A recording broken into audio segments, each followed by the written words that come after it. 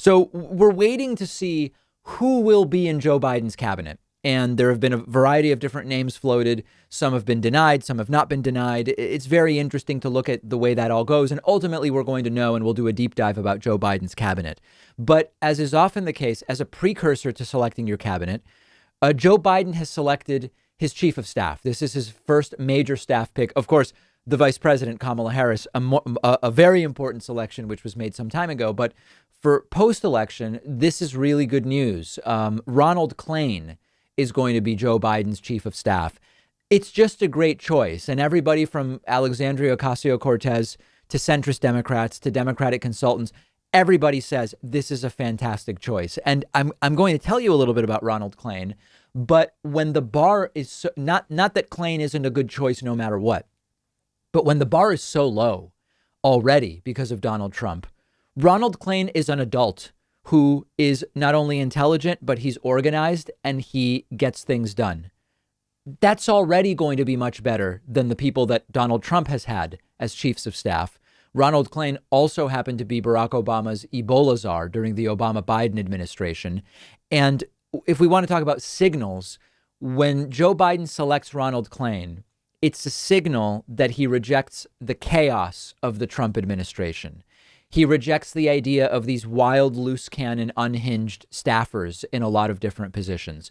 I'm going to be very upfront. Ronald Klain is going to be a boring chief of staff.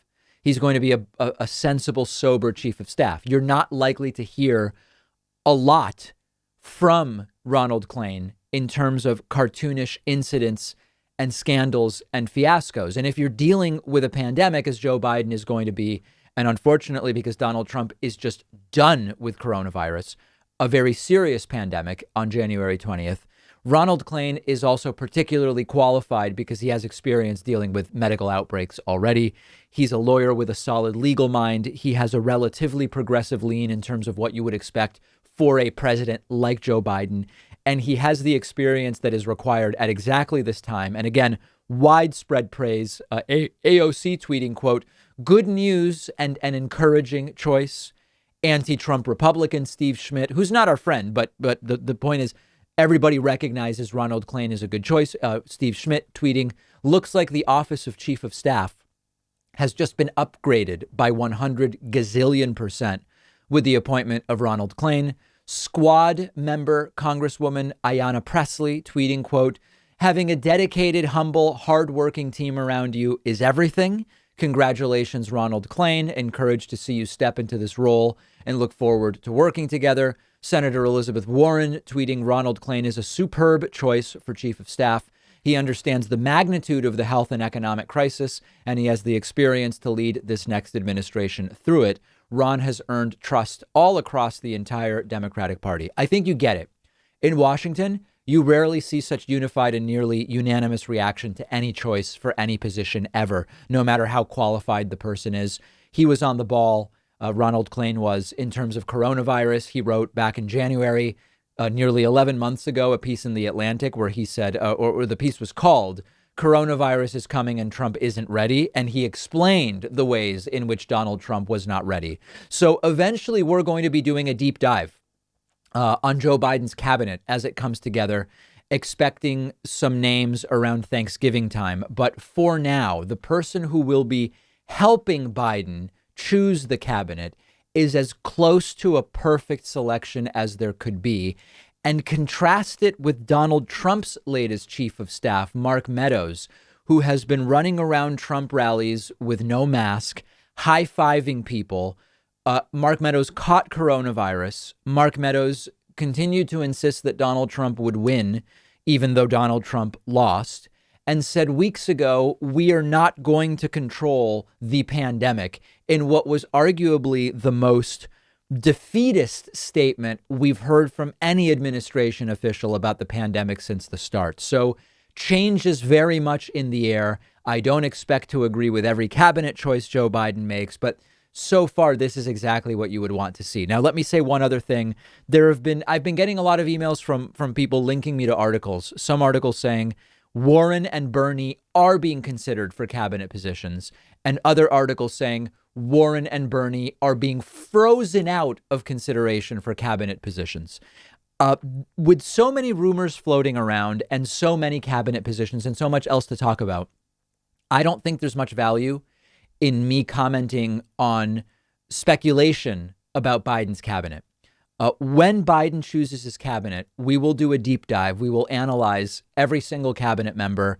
Some of you will find it boring. Some of you will find it valuable. I think it's very important. And we are going to do that to sort of set up our understanding of the Biden administration as it comes in. One of the things I think is important to think about is that when you select Democratic senators to your cabinet, their Senate seats open. Different states have different rules about who and how gets to decide on their replacement. Here in Massachusetts, we have a Republican governor currently, and at least as an interim replacement to Elizabeth Warren until there's a special election, that may mean a Republican senator replaces Elizabeth Warren. In Vermont, I actually don't know offhand exactly how it goes. But while I obviously believe that Elizabeth Warren and Bernie Sanders would be fantastic cabinet selections, Bernie could be Secretary of Labor. There's other positions he could do. Elizabeth Warren could be Secretary of Education, Treasury Secretary. You could make an argument for either of them as Secretary of Commerce. There's no doubt that these are qualified people. I do, and I don't pretend to have an answer to this question. It's not rhetorical. It's a real question. Are we better served by keeping Bernie and Warren, the two most progressive members of the Senate right now, in the Senate? I think that that's a completely legitimate question to be asking.